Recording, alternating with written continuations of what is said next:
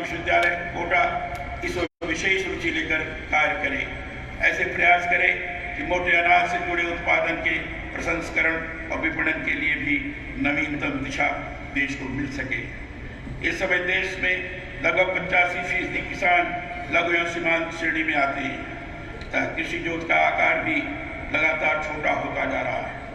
ज़्यादातर किसान एकल फसल प्रणाली अपनाने के कारण पोषण की समस्या, मृदा एवं पर्यावरण प्रदूषण के साथ ही कृषि लागत की समस्याओं से जूझ रहे हैं।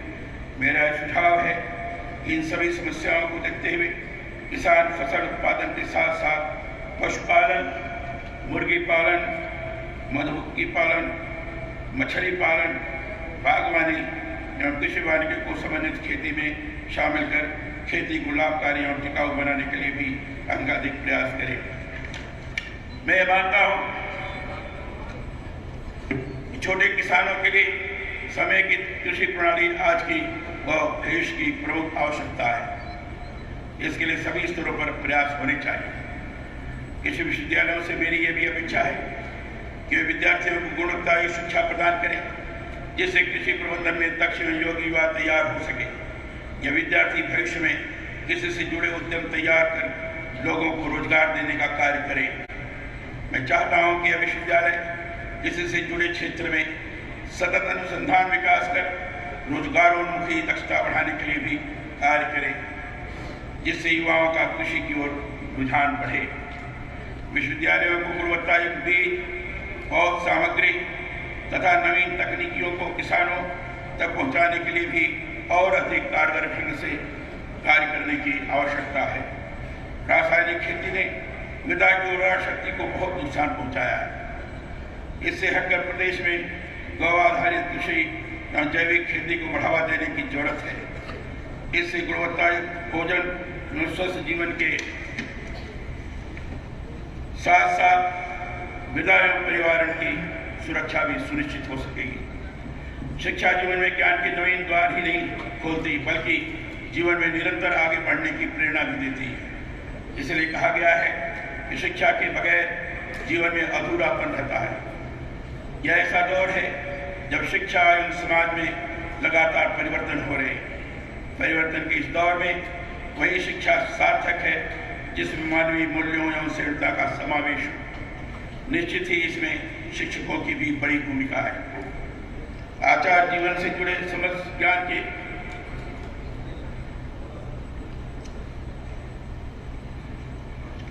अर्थों को प्रकाश देता है। स्वाभाविक ही है, आचार बहुत सम्मानजनक पद है। विद्यार्थियों को शिक्षा प्रदान करने के साथ ही उन्हें उचित आचरण के लिए दिशा प्रदान करने का कार्य भी करते हैं। कृषि शिक्षा के आचार्यों से मेरा आग्रह है कि वे प्रदेश विशेषतः हाड़ौती क्षेत्र में मौजूद संसाधनों के मद्देनजर यहाँ की जलवायु के अनुरूप कृषि की उन्नत विधियों के विकास के शोध का प्रसार करें। विद्यार्थियों को भी इस बात के लिए प्रेरित करें कि वे वैश्विक संदर्भ में खेती किसानी की बेहतरी के लिए कार्य करने के लिए निरंतर तैयार रहें। मुझे ये जानकर सुखद लगा है भारतीय कृषि अनुसंधान परिषद नई दिल्ली द्वारा कृषि विश्वविद्यालय कोटा का आगामी 5 वर्ष के लिए प्रत्यायन एक्रीडिटेशन किया गया है। निश्चित ही इससे यहाँ के विद्यार्थियों को उच्च शिक्षा के लिए अन्य संस्थानों में जाने का अवसर मिलेगा तथा साथ ही विश्वविद्यालय को कृषि शिक्षा को बढ़ावा देने के लिए भी सहयोग प्राप्त होगा। मेरी बधाई और शुभकामनाएं।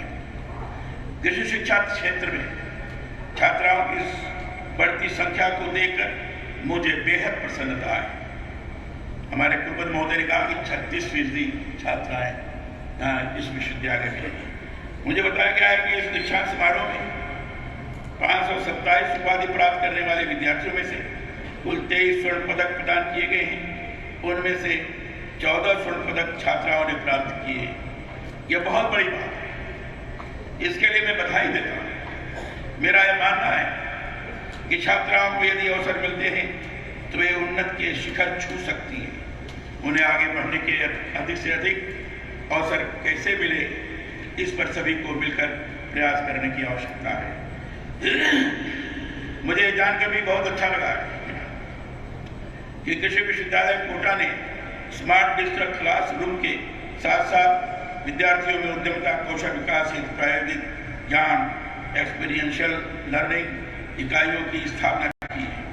वर्ष 2022 के दौरान शिक्षा, अनुसंधान और प्रसार के क्षेत्र में कई विषयों पर नवीन पहल के साथ साथ गुणवत्ता सुधार किया गया है।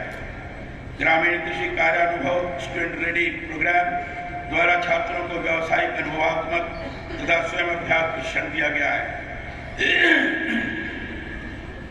जो निश्चित ही इनके उज्जवल भविष्य की नई राहें खोलेगा। मेरी इसके लिए शुभकामनाएं।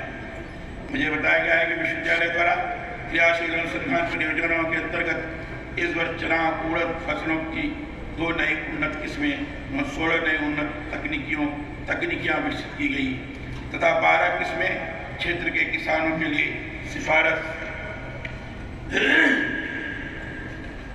किए जाने के प्रयास हुए।